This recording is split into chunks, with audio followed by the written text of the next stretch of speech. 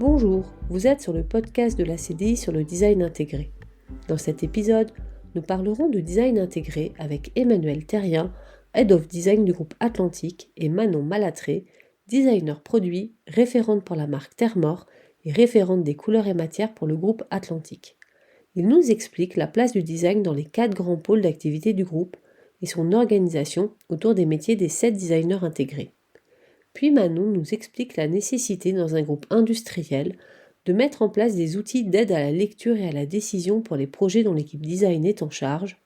Réussir à justifier les choix des designers permet d'apporter de la valeur au design, mais surtout de définir un cadre pour fluidifier le processus de création au sein de l'entreprise. Je vous laisse découvrir notre échange.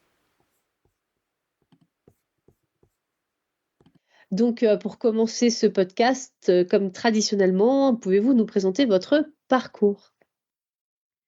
Bonjour Annabelle, merci de nous proposer de faire ce podcast avec Emmanuelle. Donc Manon Malatré, je suis designer pour la marque Termor au sein du groupe Atlantique et donc je suis accompagnée d'Emmanuelle. Et donc bonjour à tous, merci Annabelle. Moi je suis Emmanuelle Terrien et je suis en charge du design pour le groupe Atlantique et donc j'accompagne l'équipe de designers sur produits et nos futurs développements. Pour présenter mon parcours, je suis passée par différentes écoles. J'ai vraiment fait le choix de l'alternance donc, pour découvrir différents postes de designer intégré. J'ai fait un BTS design produit à Lyon, à la Martinière. Ensuite, je suis passée par une licence donc à Villefontaine qui m'a permis de faire cette licence en alternance. Et du coup, c'est à cette période où j'ai rencontré donc Denis Rochefort qui s'occupe également donc, de la CDI. Donc, j'ai fait mon alternance dans le groupe Camping Gaz qui était rattaché à Coleman avec Denis et Chani Ripper. Donc ça, c'était entre 2011 et 2013. Donc, c'était ma première expérience professionnelle. Ensuite, j'ai voulu continuer par un master, mais toujours en alternance. Et donc, j'ai fait le master à l'école de design de Nantes.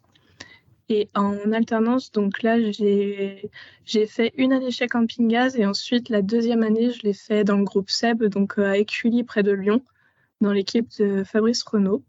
Suite à mon master, je suis restée 1 an et demi ou 2 ans dans le groupe SEB en tant que designer intégré.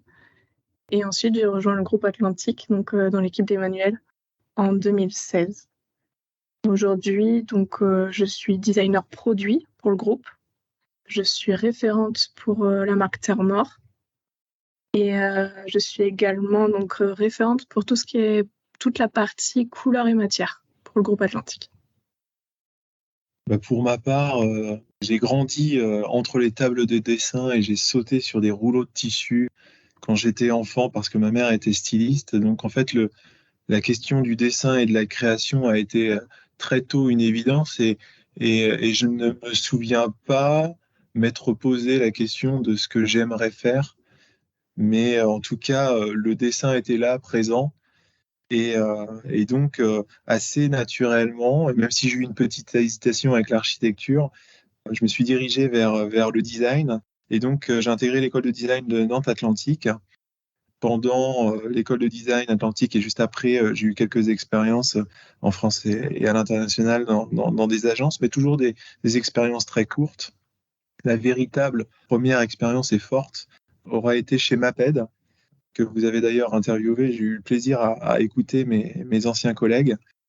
Ça a été une véritable école de la créativité et du faire, passer immédiatement de l'idée à la maquette, du test and learn, avec un renouvellement des collections qui était extrêmement rapide. De cette période, je retiens vraiment un mode de fonctionnement un peu basé sur l'observation des utilisateurs, mais finalement très intuitif. On avait très peu d'outils, il n'y avait pas de guidelines, il y avait assez peu d'enquêtes. Et étonnamment, ce n'était pas tellement ma façon de fonctionner. Je n'étais pas toujours confortable avec ça, mais ça tenait et ça fonctionnait très bien et les résultats étaient au rendez-vous. Et donc ça, c'était vraiment un étonnement en passant chez Maped. Et puis, j'ai pu, avec Daniel Rakami à l'époque, contribuer à des lancements importants, des ciseaux ergonomiques, des gammes Office. Et puis, voilà, le temps est passé et j'avais envie de découvrir quelque chose d'autre. Et c'est ça la magie de notre métier, c'est-à-dire que je suis passé des gommes et des crayons, sans vouloir caricaturer ma peine, parce que c'est bien plus large et bien plus riche que ça, au groupe Atlantique en 2009. Et dans le groupe Atlantique, je suis arrivé dans un environnement totalement différent, dans lequel il y avait pas de design, et où le marqueur était très fort sur l'ingénierie, avec une approche très technique et très rationnelle. Donc ça a été la découverte d'un environnement totalement différent. Et du coup, pour parler peut-être du groupe Atlantique en quelques mots, notre métier, c'est de développer et commercialiser des solutions pour le confort thermique, donc des solutions éco-performantes. Et donc, on adresse des produits à plusieurs marchés, la maison individuelle, le building, le tertiaire. Et donc, c'est passionnant de travailler dans ces différents domaines parce que il y a plusieurs clients et ce ne sont pas les mêmes besoins, et donc important de comprendre le poids décisionnaire de chacun et le ressort aussi de chacun. Et on a aujourd'hui 4 grandes divisions, 4 grands pôles d'activité dans le groupe. Le pôle radiateur et eau chaude sanitaire, donc eau chaude sanitaire et eau chaude sanitaire thermodynamique. Le pôle climatisation et ventilation, traitement d'air. Le pôle pompe à chaleur et chaudière. Et on a aussi un pôle service pour l'avant-vente, la pré-vente, mais aussi toute la formation des professionnels. Et dans ces différents pôles, on a des problématiques différentes entre des produits qui vont dans la partie home living, c'est comme ça qu'on l'appelle, c'est-à-dire dans les pièces de vie. Et on a des produits qui vont à l'extérieur de la maison, où la question de l'intégration dans leur environnement se pose. On a des produits qui sont très techniques et où la valeur doit être portée sur la qualité perçue et encore plus sur l'usage pour les professionnels. Et aussi dans le building, où les enjeux sont complètement différents, parce que là, on parle de système. Quand je suis arrivé dans le groupe, et on n'y voyait aucun lien, mais je suis arrivé dans le groupe, c'était une très belle PME familiale qui faisait 500 ou 600 millions d'euros. Et aujourd'hui, c'est un groupe français, toujours familial, qui s'est beaucoup internationalisé et qui fait un peu plus de 3,5 milliards de chiffre d'affaires, avec un portefeuille de marques conséquent, puisqu'on a 18 marques qui s'organisent autour de ces 4 pôles, et on a 31 sites industriels, dont 15 en France, avec une volonté de produire au plus près de nos marchés. Donc c'est un groupe formidable dans lequel j'ai pu grandir, et le groupe a grandi sur le produit, à la fois avec tous les types de clients qu'on adresse, avec les problématiques aussi d'interface, de connectivité aujourd'hui, dont on a la charge au sein de l'équipe de design, et ça fait des challenges qui sont vraiment riches. Du coup, Manon se présentait tout à l'heure et disait qu'elle était référente pour la marque Thermor. C'est l'une des marques de notre portefeuille. Peut-être avant qu'elle décrive tout ce qu'elle fait précisément pour cette marque comme un exemple plus précis, je voulais revenir sur l'organisation du design et du groupe. Donc nous, le service design, dont la mission est de créer des conforts désirables et durables, on est rattaché à la direction générale, Emmanuel Caille, qui a impulsé le design dans le groupe Atlantique. Et donc, ça nous permet d'être dans un territoire assez neutre, en collaboration avec l'ensemble des marketing, c'est-à-dire un marketing par pôle d'activité, avec les services communication de nos 18 marques, sachant que parmi nos 18 marques, on a des marques qui sont spécialistes sur leur marché, on a des marques régionales et on a des marques internationales. Donc, elles n'ont pas tout à fait le même poids en termes de chiffre d'affaires, mais elles nécessitent quand même une réflexion par rapport à leur ADN et par rapport à la façon dont on va traiter le design et la question de la différenciation sur nos plateformes produits. Et je le disais, on est en interaction aussi avec nos 31 sites industriels dans le monde. Et pour chacun d'entre eux, il y a une R&D, c'est-à-dire qu'il n'y a pas de R&D centralisée. La volonté, comme je disais, est de servir nos marchés au plus près et d'avoir une indépendance de chacun des sites, ce qui fait que c'est à la fois extrêmement riche, avec une force de frappe incroyable, et en même temps, ça peut apporter parfois de la difficulté dans la transversalité, mais c'est aussi un beau challenge. Et je reviens à ce que je pouvais dire tout à l'heure sur les outils. Du coup, l'un de mes enjeux en tant que responsable du design pour le groupe est de créer les conditions favorables pour que toutes les équipes de designers, en cohérence avec les attentes marché, du marketing et aussi les limites opportunités techniques sur les guidelines design, sur les niveaux de qualité perçus à atteindre, sur les design systems. Peut-être que je jargonne un petit peu, mais en tout cas pour bien définir ce que l'on veut sur quelle expérience client on veut sur les interfaces. Et ça, ce sont des choses vraiment importantes pour moi, pour accélérer les processus et pour faciliter les décisions, quoi. Vous êtes combien de designers aujourd'hui? Eh bien, on est 7 designers, 2 personnes sur le design UI UX et sur les interfaces embarquées, à la fois sur les interfaces embarquées sur nos produits, mais qui travaillent aussi pour les thermostats d'ambiance, mais aussi la connectivité, les applications pour les end-users et les applications pour les professionnels qui ne sont pas tout à fait les mêmes. Donc là, il y a 2 personnes qui sont, elles, en lien avec des équipes IoT du groupe Atlantique et les équipes électroniques, puisqu'il y a une petite particularité, c'est qu'on a 2 sites électroniques en France, et donc on paie en France encore notre électronique et nos interfaces, qui est un point de relation extrêmement important entre nos clients et nos produits. C'est le premier contact, c'est la mise en service, c'est la mise en route, etc. Même si c'est encore récent, voilà, il y a des avancées significatives et la construction des outils dont je parlais qui sont vraiment très enthousiasmants et ça avance. Voilà, c'est un domaine assez nouveau pour moi que je connaissais pas. Et c'est Mathias Thomas qui s'en occupe dans mon équipe et je lui fais totalement confiance. Il a les compétences, la culture et vraiment une envie d'avancer dans ce sujet. Donc c'est un vrai plaisir de l'accompagner là-dessus. Ensuite, il y a une personne qui s'occupe vraiment du design d'expérience client en lien avec le marketing. L'objectif pour elle, pour Amandine, est d'explorer des nouveaux territoires d'opportunités pour le groupe Atlantique. Alors évidemment, je ne pouvais pas parler de ceux que l'on traite actuellement, mais de ceux qu'on a fait. On a notamment eu tout un travail sur comment on rend nos solutions accessibles à tous. La question du confort thermique, de la chaleur, étant des produits universels. Comment on va vers une démarche de design plus inclusif. Et donc, on a travaillé avec l'APF France Handicap et on s'est fixé des objectifs et des enjeux pour aider l'accès ou rendre plus facilement accès à l'ensemble de nos produits. Et puis enfin, la partie la plus ancienne, j'ai envie de dire, c'est le design produit avec un fonctionnement aujourd'hui qui sont des référents par portefeuille de marque. Donc Manon est référente sur le portefeuille de marque Thermor et puis aussi la Darini et d'autres marques du groupe, pour qu'elle ait, et en tout cas que chacun d'entre eux porte l'ADN de chacune des marques et soit aligné avec le discours que doit porter la marque. Et puis, chacun d'entre eux font appel à des agences partenaires. On privilégie des partenariats sur le long cours pour justement construire durablement une cohérence et avoir de l'impact pour chacune de nos marques. Et Manon l'a précisé, ma volonté aussi, en accord avec chacun d'entre eux, c'était qu'ils développent une expertise particulière au service du design et du groupe Atlantique. Donc, Manon sur la partie Color and Trim, Amaury Mahler qui a une autre branche, lui c'est plutôt sur toutes les questions au niveau du DIY, et ainsi de suite.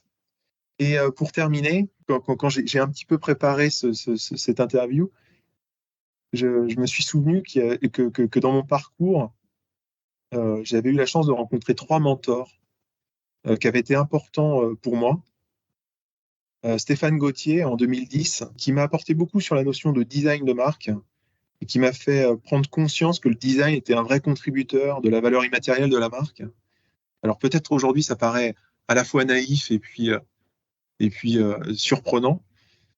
Mais en tout cas, ça m'a permis de mieux organiser notre portefeuille de marque, de définir les codes identitaires et de construire, voilà, c'est ce qui était en 2010 un démarrage, puisque on avait moins de marques, mais on n'avait aucune différenciation de produits entre les marques, c'était juste un petit branding, voilà. Donc voilà, on a construit ça. Alors ça prend du temps parce que le renouvellement de nos produits est plutôt lent. Nous, on a la chance, et je crois qu'aujourd'hui c'est une vraie chance d'avoir des produits qui sont pérennes et on les dessine en ce sens-là. On a des produits qui durent, qui font partie du bâti. Voilà, donc ça, Stéphane Gauthier a eu un rôle important. Le second, c'est Vincent Créance, qui est aujourd'hui au Design Spot Paris-Saclay, qui a été un vrai aiguillon et qui m'a permis de structurer la démarche design au sein du groupe et qui a donné du poids pour enclencher toute la démarche design et de s'assurer que le design, que tous les acteurs du groupe Atlantique faisaient appel au design. Donc, je suis très reconnaissant de ça. Et puis, plus récemment, et Manon va certainement en parler mieux que moi, Patrick Jouffret, qui est de l'agence 360 et qui est l'agence qui accompagne la marque Tarmor notamment. Et je trouve que Patrick, avec Manon, nous ont permis de franchir un cap. On va plus au cœur de la marque. On a aujourd'hui, après une grande étape de convergence qui aura duré quelques années, et puis où chacune des marques devait trouver sa place, là on va vraiment au cœur de marque, au cœur d'une identité, avec un discours, une communication, un produit qui fait un vrai lien. Et ça, c'est une vraie satisfaction d'arriver à ce niveau-là aujourd'hui. Je vais parler donc de la marque Thermor dont je suis référente pour le groupe. Donc déjà, la marque Thermor, c'est une marque qui est vendue donc, pour le réseau professionnel. Ce sont des solutions de confort thermique. Il va y avoir du radiateur, du chauffe-eau, sèche-serviette, climatisation, mais également des produits de plus en plus techniques puisqu'on s'ouvre sur les marchés de la pompe à chaleur. Et la pompe à chaleur donc, pour la maison, mais également la pompe à chaleur pour les piscines. Donc ça regroupe un très grand nombre de produits aujourd'hui. Donc comme le disait Emmanuel, je travaille avec une agence de design externe, Atelier 360, avec Patrick Jouffret et Julien Primard. Du coup, je vais vous parler de mon rôle en tant que designer intégré pour la marque Thermor avec Atelier 360. Donc en interne, on travaille sur le design de marque, sur les différents développements produits, donc pour la marque Thermor également, et également sur différents outils internes qui nous permettent justement de justifier les choix design qu'on peut faire au fur et à mesure des développements produits. En tant que designer intégré à une entreprise, c'est important de s'intégrer dans les méthodes projet du groupe.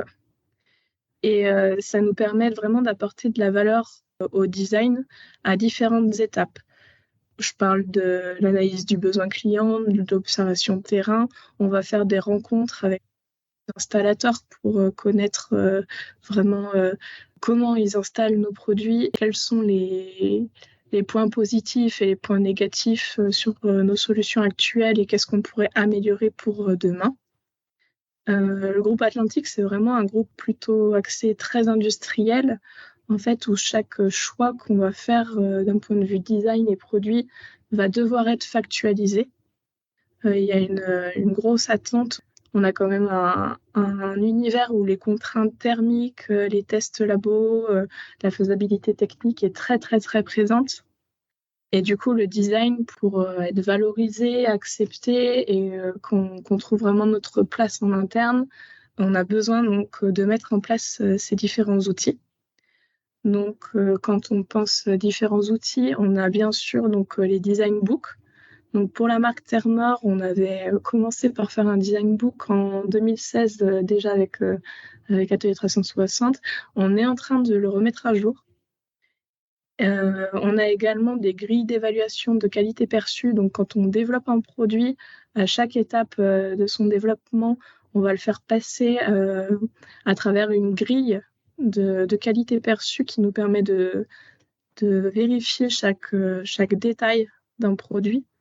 Et cet exercice, en fait, ce qui est important, c'est qu'on le fait en équipe, donc avec différents métiers, marketing, R&D, labo, enfin tous les gens qui vont constituer ces équipes projet. Et ça nous permet vraiment de justifier les choix et de fluidifier le processus en fait, de création. Une fois que tout le monde est d'accord sur l'objectif et où est-ce qu'on veut en venir sur le produit au bon niveau de gamme, on est beaucoup plus sûr d'avancer tous ensemble et de proposer un produit juste qui va être au bon coût, faisable et puis techniquement, et puis qui répondra également aux besoins clients. Au niveau des missions, chez Thermor, on essaye de bien sûr proposer des solutions de confort durable. Et donc ça, il y a plusieurs leviers qui sont possibles. Donc déjà dans le choix des matériaux qu'on va faire quand on dessine un produit, on va plutôt choisir des matériaux robustes. On va éviter les imitations de bois par exemple ou les choses comme ça.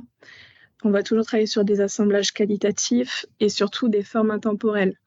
Aujourd'hui, nos produits, donc Emmanuel l'a dit également, mais c'est des produits qui vont vivre 10, 20 ans dans un habitat. On est hors des durées de la décoration, donc on se doit de dessiner des produits qui sont là pour être intemporels et durer dans le temps et dans l'habitat. Et donc ça, c'est quelque chose qu'il faut bien avoir en tête.